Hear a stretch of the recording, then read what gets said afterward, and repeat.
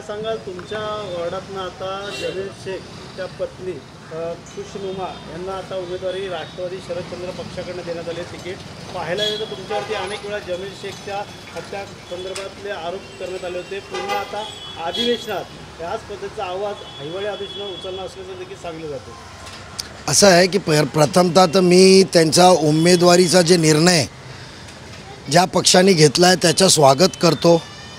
प्रत्येक माणसाला निवडणुकीत आपली किस्मत आजमावायचा संधी आहे. मागच्या वेळी 2017ला त्यांच्या दिवंगत स्वर्गवासी जमीलनी किस्मत आजमावली होती. किती मतं भेटली तुम्ही सर्वांना ठाऊक आहे. यावं, प्रत्येकाने यावं.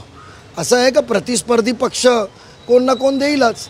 आणि राहिलं ते आरोपाच्या बाबतीत तर मी आधीच स्पष्ट केलेलं आहे. अजूनपर्यंत मी मन मोकळ्याने कधी बोललेलो नाही आहे. कारण मला खालच्या पातळीवर जाऊन सत्य गोष्टी काही राजकीय गोष्टीसाठी आणायची नाही आहे. त्यांना हट्टच धरला आहे का नजीब कारण ते पराभूत करू शकत नाही. तर अशा खोट्या आरोपामध्ये ते मला टाकण्याचा प्रयत्न करू शकतात. मी एवढाच आवर्जून ठाणेकरांना सांगतो आपल्या वतीने की माझा काडी मोड कधीही संबंध नाही आहे आणि मी अशा खोट्या आरोपाला घाबरत नाही. कुठल्याही गोष्टीचा चौकशीला पोलिसांनी चांगला तपास केलेला आहे. आता तो आव्हाडांचा हट्टच असेल कारण जेव्हा जेव्हा मी मुंबऱ्यात जातो दुसऱ्या दिवशी जमील हत्याकांड प्रकरण बाहेर येतं. कारण त्यांचा एकच म्हणणं आहे का मी मुंबऱ्यात जाऊ नये, मुस्लिम नेतृत्व व्हायलाच नाही पाहिजे. हे त्यांचा हट आहे. नागरिक ते निर्णय घेतील. जे उमेदवार द्यायचे त्यांनी द्यावं. स्वतः मनोज प्रधानांना यायचं असेल माझ्यासमोर तर त्यांनी यावं.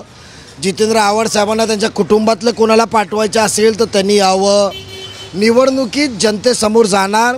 मी काम केलं असेल तर जनता मला स्वीकारणार, मी काम केलं नसेल तर जनता मला स्वीकारणार नाही. मी जनतेसमोर जायला घाबरत नाही कारण मी काम करत आलो आहे आणि काम करत राहणार. परंतु काय ठाकरेकडे असेल मनसे पक्ष असेल सर्वच त्या पत्नीच्या मागे उभे राहणार असं मनोज म्हणतात. आणि येणाऱ्या हिवाळी अधिवेशनामध्ये पुन्हा हा मुद्दा उपस्थित होणार असल्याचं देखील असं आहे की बरं झालं तुम्हाला आज कळालं असेल का जितेंद्र आव्हाडांचा किती कपटी आहेत आणि कसा पद्धतीने जेव्हा एकत्र असून पण मागून काय उद्योग करत होता. तर हे उद्योग त्यांचे चालूच राहणार. त्यांनी करावं. पोलीस यंत्रणे स्वतंत्रपणे जे त्यांनी चौकशी करायची करावं. त्यांना इतर कुठे त्यांना तपास दुसऱ्या ठिकाणी द्यायचा असेल तर त्यांनी द्यावं. आम्हाला काही प्रॉब्लेम नाही आहे कारण काडीमोड संबंधच नाही आहे. आणि तुम्हाला सत्य परिस्थिती माहिती आहे का ज्यांनी मारलं त्याची बायकोवर त्याची नजर होती. त्यांनी स्पष्टपणे सांगितलं आहे. पोलिसांचा जबाब दिला आहे. तुम्ही इतरांच्या घरात घुसणार, इतरांच्या बायकोंच्यावर घाणेरडी नजर ठेवणार आणि त्यांनी काय केलं तर नजीब मुल्ला दोषी. तर स्वतःचं चारित्र्य बघा तुम्ही काय आहे, त्याचं चारित्र्य काय होतं आणि नंतर बोलावं. त्यांच्या उमेदवारी दिल्याबद्दल मी त्यांना अभिनंदन देतो आणि त्यांचं स्वागत करतो या निर्णयाचा. जेव्हा एकत्र राष्ट्रवादी होती तुम्ही त्यांच्याबरोबर होता तेव्हा त्यांनी कधी हा विषय उठवला नव्हता. आरोप केले नव्हते. विभक्त झाल्यानंतर ते हा असं त्यांनी होते मनसेचे होते पण त्यांना आज राष्ट्रवादी शरदचंद्र पवार पक्षाची उमेदवारी देते.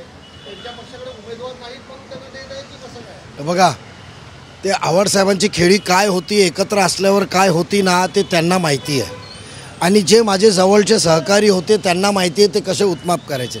त्यांच्याकडे उमेदवारी त्यांना द्यायची असेल तर त्यांनी द्यावं. कोण ते हुतात्मा नव्हते. त्यांचा कुठला इथं कार्य नाही. त्यांनी निवडणूक आजमावली त्यांच्या कुटुंबाने 2017ला. आता 2025-26 जेव्हा निवडणूक होईल तेव्हा व्हावं. मी परत सांगतो त्यांच्या निर्णयाचा स्वागत आहे. आणि त्यांना जे आरोप आहे की हिवाळी अधिवेशन किंवा काय, मी तर म्हणतो पोलीस यंत्रणेला पाहिजे जिथं तपास द्यावा त्यांच्या म्हणण्याप्रमाणे आणि परत तपास करावा. ही मागणी माझी स्वतःची आहे. फक्त माझ्याकडे अधिवेशनमध्ये मी नाही बोलू शकत, मी नाही आहे सदस्य, म्हणून मी तुमच्या माध्यमातून बोलतो का पोलीस यंत्रणेने पाहिजे तिथे तपास तातडीने वर्ग करावा आणि परत तपास करावा. त्याचा मी स्वागत करतो. 7 वर्ष झाले या गोष्टीला त्यामुळे असं आहे का त्याच्या बाबतीत 7पेक्षा जास्त अरेस्ट झालेले आहेत. पहिला मारणाऱ्यापासून पळवणाऱ्यापासून सांगणाऱ्यापर्यंत आणि ज्यांनी माझा नावाचा वापर केला तो पण अरेस्ट झाला आहे. त्याला अरेस्ट होऊन किमान मला वाटतं 2 वर्ष झालेत. 4पेक्षा जास्त माझ्या माहितीप्रमाणे दिलेली माहिती जी आहे त्याच्याप्रमाणे 4पेक्षा जास्त चार्जशीट दाखल झालेले आहेत. जो मुख्य आरोपी आहे त्यांनी का नावं सांगितली, का लोकांना माझा नावाचा वापर करायला लावला ते सांगितलं आहे. आणि जो मुख्य आरोपी आहे ज्याच्या बायकोवर जमीलचा घाणेरडी नजर होते असं त्याचं म्हणणं आहे, मला माहीत नाही आहे, त्या आरोपींचं म्हणणं आहे. त्या आरोपी 25 वर्षात माझ्या जीवनात कधी माझ्या संपर्कात नव्हता. एकदा पण तो उसामा नावाचा आरोपी माझ्या कार्यालयात नाही, माझ्या मिरवणुकीत नाही, निवडणुकीत नाही, कधी मदत मागायला आला नाही, काय काम घेऊन आला नाही, कधी फोन नाही केलं आहे. असं माणसाला माझ्याबरोबर जुळवतात. ओके, ते आव्हाडांचा हट्टूनपणा आहे. निवडणुकीनंतर आव्हाड आणि यांच्या कुटुंबाला माहिती पडेल, आव्हाडसाहेब बघणार नाही त्यांच्याकडे तेव्हा. मुख्यमंत्री देवेंद्र फडणवीस यांच्याकडे देखील आली होती पेनड्राईव्हच्या द्वारे तुम्हाला सुट्टी देवी पण आली होती, हे तुम्ही कोर्टाला सादर केलेलं आहे.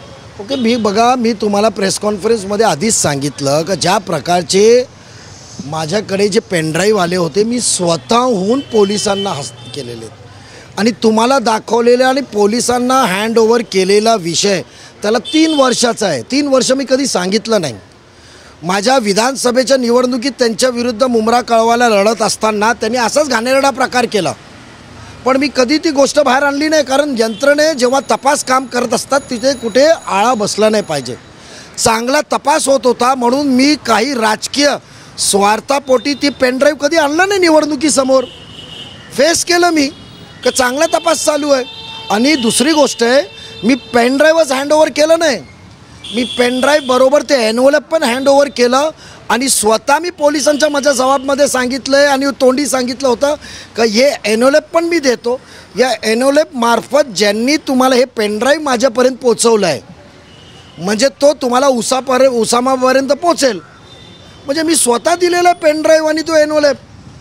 तर काय माहिती आहे का, हे मूर्खपणाचा कळस आहे, हे हट्ट आहे. त्यांनी हट्ट त्यांचा करावा.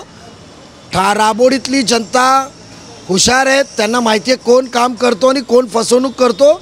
येत्या निवडणुकीत मतदान झाल्यानंतर निवडणुकीचा निकाल नंतर कळेल. परत तिची बायकोचा मी त्यांचा निर्णयाचा स्वागत करतो, अभिनंदन करतो आणि त्यांना जे योग्य वाटतं ना त्यांनी तपास पाहिजे ते यंत्रणेकडे द्यावा, माझी काय हरकत नाही आहे. फडणवीस असतील, अजित पवार असतील यांच्या संदर्भात तक्रारीचा पाडा वाचून दाखल होता. पुन्हा अधिवेशनामध्ये तो विषय हो, पुन्हा तोच विषय काढून आव्हाड साहेबांचं कसं माहिती आहे का, 2 तोंडाचे आहेत ते. एका बाजूला पाडा वाचणार त्यांच्या विरुद्ध, दुसऱ्या बाजूला हातपाय जोडायला मागच्या दारातून ते निरोप पाठवत राहणार. मला भेटायचं आहे, कुटुंबाच्या लोकांना निरोप पाठवणार. मला पुढे मोकळं म्हणजे ते एवढा खालच्या स्तरावर बोलायचं नाही आहे. एवढंच ते शिंदे साहेबांच्या बाबतीत म्हणतात. मग स्वतःच्या स्वार्थासाठी तेच शिंदे साहेबांकडे जाऊन मोठे साहेबांचा प्रेशर आणून ते फायलीवर सह्या घेतात. तेच फडणवीस साहेबांच्या बाबतीत तक्रार करतात. तेच त्यांच्या दारात रात्री 12 नंतर जातात आणि निवडणुकीसाठी मदत मागायला जातात. तेच भाजपकडे, तेच दादांकडून मागून काय उद्योग करतात ते कुटुंबाला माहिती आहे. कसे निरोप पाठवतात मला भेटायचं आहे. तर त्यांच्या तक्रारीने काय फरक पडत नाही आहे. त्यांचा जो हट्ट आहे ना त्यांनी करावा.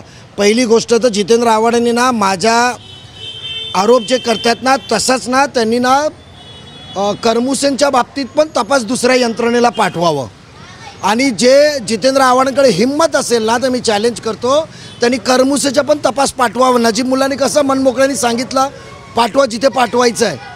मी काय केलेलं नाही म्हणून मी घाबरत नाही. करमुसे पाठवा. सेकंड, जे त्यांचा बॉडीगार्ड होता ज्यांनी जे सुसाईड केलं त्याचा पण तपास पाठवावा की आव्हाड साहेबांनी कसा मानसिक त्रास दिला होता आणि जितेंद्र आव्हाडांना वाचवण्यासाठी त्यांनी स्वतःचा मानसिक ताण होता म्हणून त्यांनी सुसाईड केलेलं आहे. आणि आम्ही तुम्हाला सांगतो त्यांनी तपास पाठवावा. आमच्याकडे पुरावे, ते स्वतः खुर्चीवर बसून करमुसेंना मारत होते. हे पुरावे साक्ष, जो मेन साक्ष ना त्याला उद्या कोर्टासमोर तर तपास यंत्रणेसमोर उभा करतो. त्यांनी पाठवावं ना. जशी माझी हिंमत आहे, मी स्वच्छ आहे, मी निर्दोष आहे म्हणून मी कसं हिमतीने सांगतो, त्यांनी पण सांगावं सांगावं ना त्यांनी. मग कुठे कोर्टात काय झालं आहे, वकिलांनी काय केले, सर्व रेकॉर्ड आमच्याकडे आलेले आहेत. तुतारी वाजणार म्हणतात राबोडे. काय तुतारी वाजणार हो, तुतारी निवडणुकीत नक्की वाजणार, पण राबोडीतली जनतेला कानात दुखणं नाही पाहिजे. तुतारी वाजली का कान दुखतं. लोकांना वेळ पाहिजे आणि चांगली वेळ त्यांची आलेली आहे. औषध आहे का काय? हा, काय औषध आहे का? तुतारीचं औषध डिपॉझिट जप्त. तुम्ही निवडणूक बघून घ्या ना. असे पराभूत करण्याच्या बरेचशी यंत्रणा आली होती. सर्व पक्षांनी एकत्र यावं. काम करणारी लोक आहे, आम्ही काम करायला कुठे चुकलो असेल तर निवडणुकीत आम्ही पराभूत होणार. जनता घोडा मैदान सामने आहे ना, त्यांनी यावं, निवडणुकीत यावं, प्रचार करावा. त्यांची रणनीतीच आहे. नजीब त्यांना वाटतं का नजीब मुलाला टेन्शन देऊ, राबोडीत गुंतवून ठेवलं का जे हातातून त्यांचा बालेकिल्ला फिसकट चालला आहे मुंबऱ्यामध्ये ते त्यांना थांबवता येईल. काय होणार नाही आहे. पाहिजे ते उमेदवार समोर उभा करा, मी जे यंत्रणा राबवणार ते राबवणार. निवडणुकीच्या समोर जायला मी घाबरत नाही आहे. आता तुम्ही म्हणालात की अजित पवारांची पण जितेंद्र आव्हाड भेट घेतात आहेत. नाही मी असं बोललो नाही आहे. मी असं बोललो नाही आहे दादांची भेट घेतात, दादाची भेट घेतात, मी असं बोललो नाही आहे. ते कुठे कुठे मेसेज पाठवतात, कुठल्याकडे निरोप देतात की प्लीज माझी दादाची वेळ मिळून घ्यावं. ते इथे जे दादाच्या बाबतीत अरे पाय पडत, त्यांचं कामच तो आहे. पक्षामध्ये मागच्या दारातून जायचं आणि माणसाचे पाय पकडायचं. साहेब मी चुकलो. तुमच्या राष्ट्रवादी काँग्रेसमध्ये येण्याची त्यांची इच्छा आहे का? त्यासाठी नाही त्या बाबतीत मला काय माहिती नाही आणि एवढा मोठा मी नेता नाही आहे का पक्षाची रणनीती ठरवणार. मी माझ्या जमिनीवरचा छोटा कार्यकर्ता आहे. त्या बाबतीत म्हणून काहीतरी माझ्या तोंडात टाकू नका. पण मी एवढंच सांगतो का जितेंद्र आव्हाडांना वाटतं ना का असे उभे करून मी घाबरणार नाही. आणि त्यांना वाटतं ना अधिवेशनात सर्व मोठा अधिकार येते ते सभागृहाला, त्यांनी निर्णय घ्यावा. माझं म्हणणं आहे का त्यांनी तपास यंत्रणेत पाहिजे ते त्यांना द्यावी. मी काही केलेलं नाही तर म्हणून मी घाबरणार नाही.